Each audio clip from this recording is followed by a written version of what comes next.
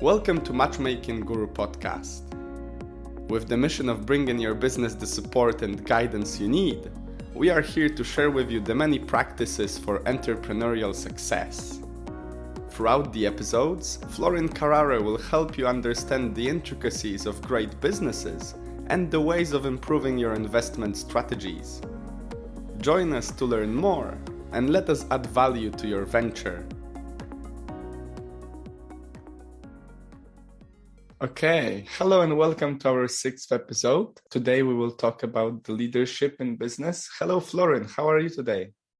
Hello, Wojtek. Thank you for having me. Looking forward to add value to you and to our audience today. Beautiful. Yeah, thank you for having us on your podcast, really. And if anything, I look forward to this conversation as well because it's quite close to my heart. I think it's quite an important one. And regardless if someone has or has not have a business yet, I think it's a useful topic to exercise. So without further ado, can I ask you for this challenging question of defining leadership? Could you try to define leadership in business? Well, leadership in business, it means that you do the things that other people do not want to do because maybe they are in their comfort zone. And the comfort zone is a biggest enemy to become a great person instead of just a good person. I like that. I like how the comfort zone is the main focus here. That's beautiful. So in this case, in self-development, we sort of we're able to understand how is that important. But why would you say is it important for a company to have leaders? Well, I think it's important to have leaders in a company because this is how you can grow. So without leaders, you cannot grow a company. Firstly, you as the chairman, as a founder of the company, you need to become better, the best leader, the best version of yourself, because your company cannot grow bigger than you. So in order to have a big company, you need to become a big person and gather around you the best people in the market and motivate them to stick together and sell them your dream to buy into you. That's beautiful. I really like how you said that your company cannot grow bigger than you are. I think the reflection of the person is actually quite an interesting concept. So straight away, I'm going to follow up with a question about recruitment, because I know that this is challenging, and especially for small startups or small businesses that do not yet have this database of, workers that are experienced and ready to take on the big challenge. How to recruit for your company and how to make sure that you surround yourself and your team with people that are ultimately going to strive forward rather than, fall into the patterns of their past work experiences? Well, first of all, you need to think, even if you're a startup, you need to think like a big business. So how a big business is organized. You have a chairman, you have a CEO, you have a CFO, you have a CMO, you have a COO. You have basically all the C-suite that that is in place with big companies. As well, even if you are a startup, you should already think, who can be my CEO? Who can be my chairman? Who can be my CFO? And motivate them to stay with you, find experienced people and motivate them by giving them shares in your business, because at the beginning, you'll not have money to pay them. And create this board, this dream board that is able to advise you in difficult situations. And then this board will help you to recruit the right people in the business, because the CEO usually is gathering around other people because he knows some of them already. And your chairman is like your best friend that you are able to get outside even to take a drink. So basically, it's important to create your dream team, which is the chairman, the CEO, the CFO, the CMO, and the COO. All these people that are important. These are the key figures in any business.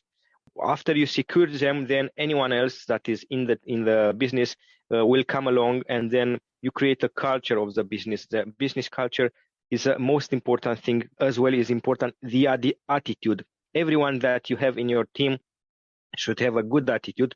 not necessarily should have the best skills, because these skills also can be taught, but the attitude cannot be taught. So you look, when you do the hiring process, you as the founder, you should always be involved with, especially for high leaders in your company.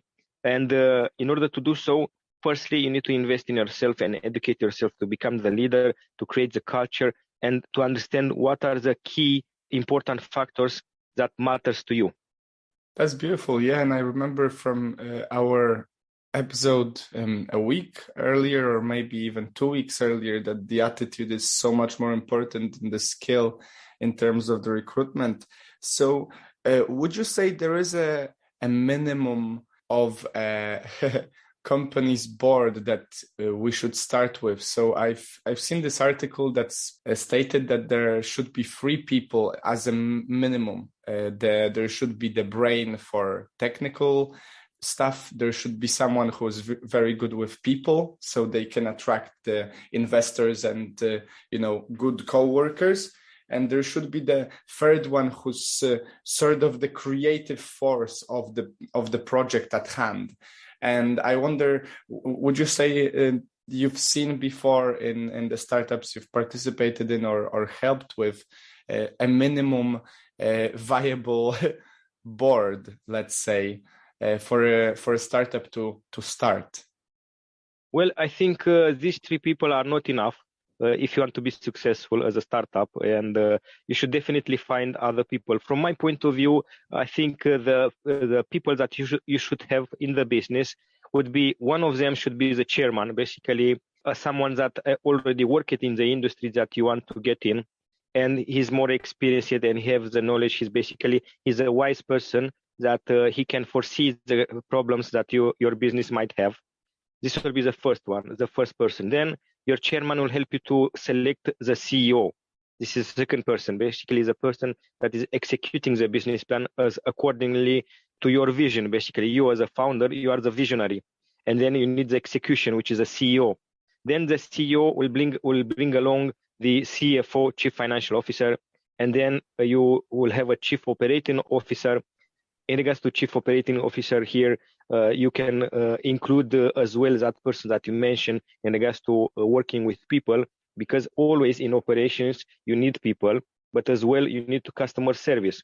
So you need to have a good team and customer service, and both of them should be done by the Chief Operating Officer. Basically, the person that is expert in HR, in fact, should be also expert in operations of your type of business. And then another person that you need in the business will be the Chief Marketing Officer that is also expert in sales. So you have 2 people in one. So let's rephrase what I just said. You need a chairman, which is a wise person that will be able to help you to shortcut the time and help you to avoid mistakes, costly mistakes. Then you need the CEO, you need the CFO, the CMO, and the COO. Basically, in total will be 5 plus 2 people that should be, one of them should be a person that have worked in the big 4 accounting firms, and one should be a lawyer. Definitely in total, if you see in total are 7. This will be the minimum composition of a successful team. That's interesting that it's a 7 again. 7s all around. But yeah, that sounds really great. And I guess the accountant and the lawyer are sort of on the sidelines, but they're still there to support the team throughout the whole process. Yes, because you need to make sound contracts with everyone, including non-disclosure agreement, including everything, to make sure that you are set up properly. And also when you do negotiations with big companies, maybe because you find out, because later usually the companies, they grow organically by acquiring customers, or you can go not organically by acquisitions, by acquiring a different company. And in this case, you just streamline the operation. Basically, with the same team, instead of running a business that is having 100 million revenue, you can run a business that is having 1 million revenue, 1 billion revenue. Just an example. Definitely, you need some to increase some numbers in the to increase the team, but you can see exactly what will be the profitability and what will be the return on investment for each employee that you have. Beautiful. Yeah. So then the question that popped into my head in regards to creating this team and, at an early stage, starting the business up. Have you had before, have you experienced or have you seen people experience something that you would have said is one of the most common or biggest mistakes that small or startup businesses do when it comes to leadership? Yeah, the biggest mistake is the fact that you put too much value on the people around you, and you don't judge. Basically, you don't see the people how they truly are, and you are offering too much too soon, too early. So basically, whenever you start a business and if you have co-founders, usually one of the founders is putting more money, more time, more effort in the business, and the others maybe they don't put so much time in the business. In this case, everything should be a fair negotiation. Basically, if I'm putting more time, I should have more shares in the business, and also the other ones that are just there to fill up the board without giving too much support, they should have less shares. And usually the composition should be like 10% the chairman, then the others, all the others should have maximum 5% if they do something in the business. If you just have a name on the board, basically someone that just help you with some advice from time to time, but not actually do anything. In this case, you can offer 1% of the business for this type of advisors and slash partners, because you need to make sure that the most of the equity you leave for the actual investors that is investing money in your business, because you should make sure that your business is evaluated properly and you have a large pool of customers or potential customers, because this gives a value to your business. Okay, but I can sort of feel that there is a challenge once the team is sort of organized, the structure is made, and the initial shares are, sort of dedicated to the people. I wonder, how do you start that conversation, which is going to be very, very uncomfortable for people, to state that I am doing more work than you, so I should get more shares than you. Would you say that there is a certain contract that it should be signed initially before the work gets started to make sure that this is possible? Or should it be literally just, putting out fires as they arise? No, in fact, you should have a shareholder agreement between the founders of the business, and this shareholder agreement exactly state what will be the effort that each in the business is putting in the business, and signed by all parties. And in this case, it's a legal document in regards to deciding how much is taking each part in the business, and it's a fair activity. Basically, you just mention this in the document that you are talking about is a shareholder agreement, and also you have another document, founders agreement as well. Okay, that's interesting. All right, so let's see right now. Let's rewind back a little bit. We've talked last week about mentorship, and the week before we talked about your entrepreneurial journey. Could you pinpoint some habits that each of us can develop to become a better leader? Well, I think the word habit is the most important word for any business person, because habits create success, not how good you are, how intelligent you are. The habits create you a successful person, basically helps you to become a successful person. And you should have the habit to delegate the stuff. You should have the habit to not do all the things alone, and find people to delegate to, and make the difference between what is important to what is urgent. So basically, and do not just stop fires as they come. Just be prepared. So preparation is the key to success, and also consistent, and think about be focused as well. So I think time management, it's very important for any leader, and you should divide your time in 4 quadrants. You should have one quadrant that is important and urgent. Basically, what is important and urgent, we can think about like customer complaints, because your customer brings money to your business, and this is important and urgent to be sorted out. You need to listen to the feedback of your customers. This is very important and urgent as well. Then important but not urgent. In this case, you should think of the fact that you have the plans and dreams and all the short-term goals and long-term goals you should put in this quadrant, and also make time to study and become prepared in this area instead of just stopping fires as they come. You should foresee the possibility of a fire and how you can avoid that fire, like an example, And also you should have another quadrant that is urgent but not so important. And in here you can delegate the stuff, all the tasks that can be delegated. Someone that can create the meetings for you, maybe use software or other tools. And then you have the quadrant that is not important and not urgent. Basically, these are the time wasters, usually like times that you used to learn without putting in action what you learn. This is a time wasting. So basically, it is important to be educated, but also take action on what you take on board to become a better leader.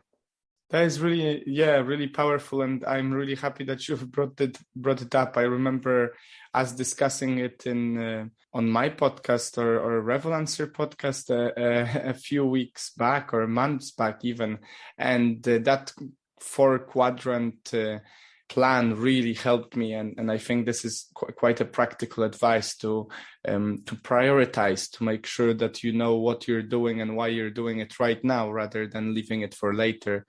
That is very powerful. Thank you.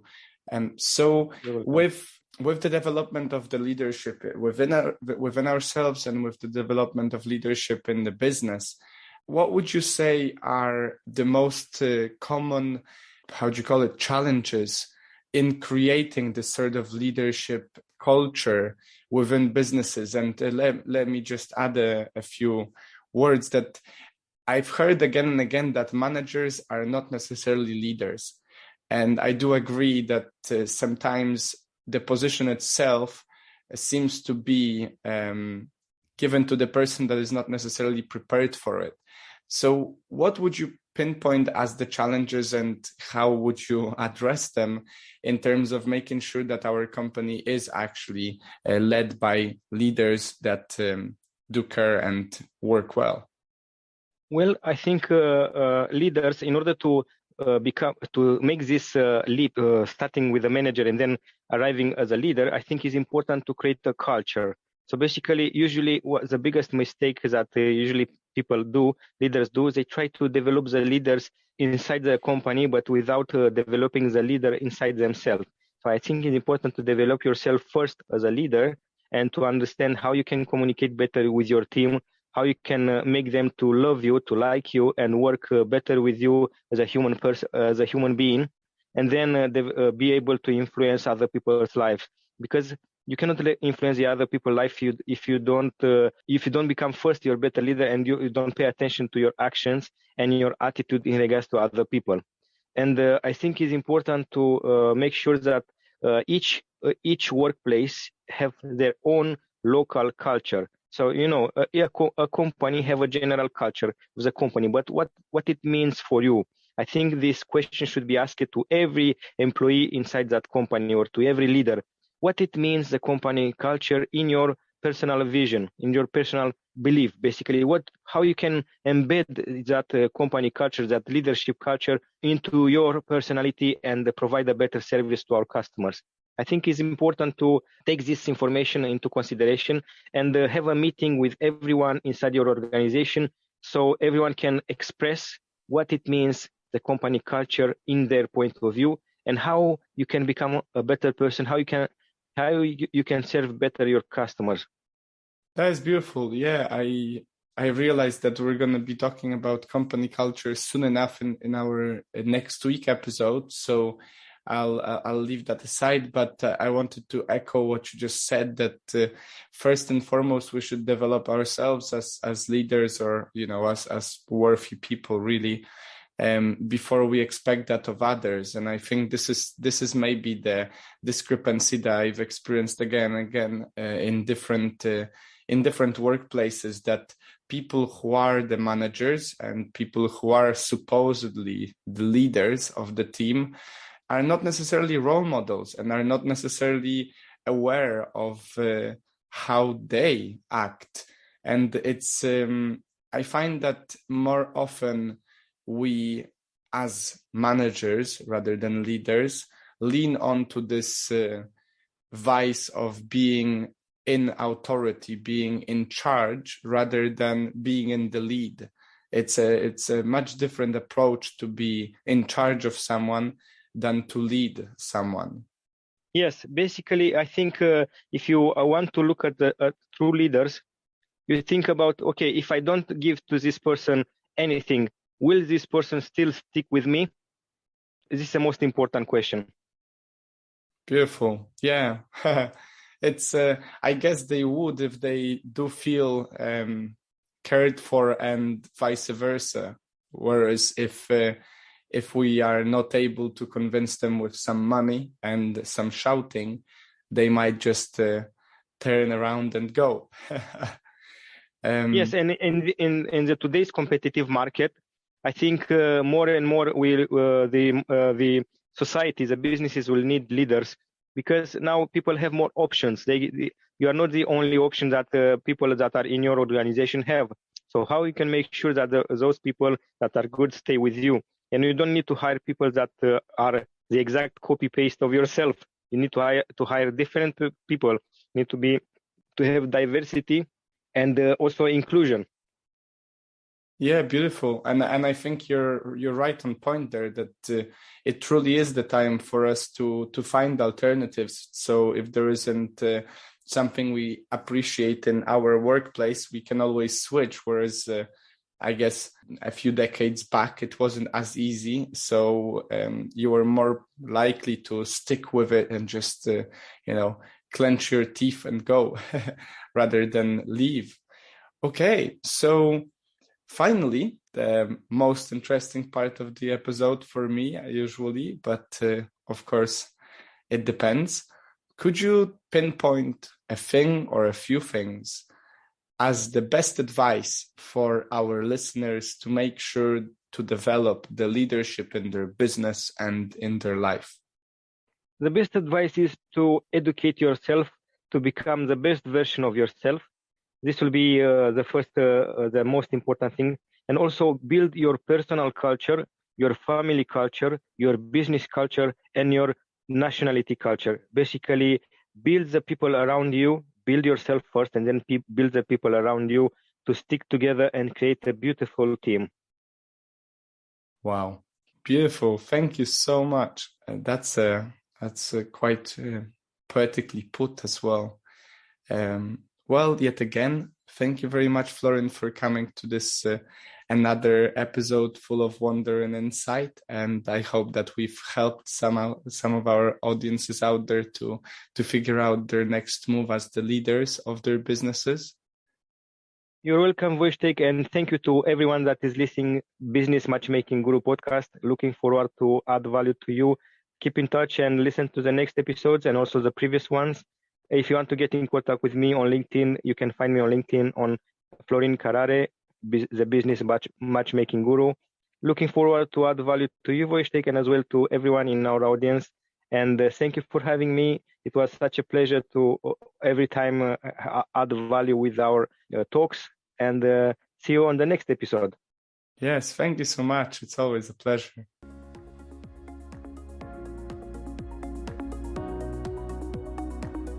Thank you for listening to the episode. With the practices and tools mentioned in the discussion, you are better prepared to thrive in the marketplace. We wish you all the success and progress you aim for. Make sure to check in next week for more insight. And if you want to get in touch, click on the link below.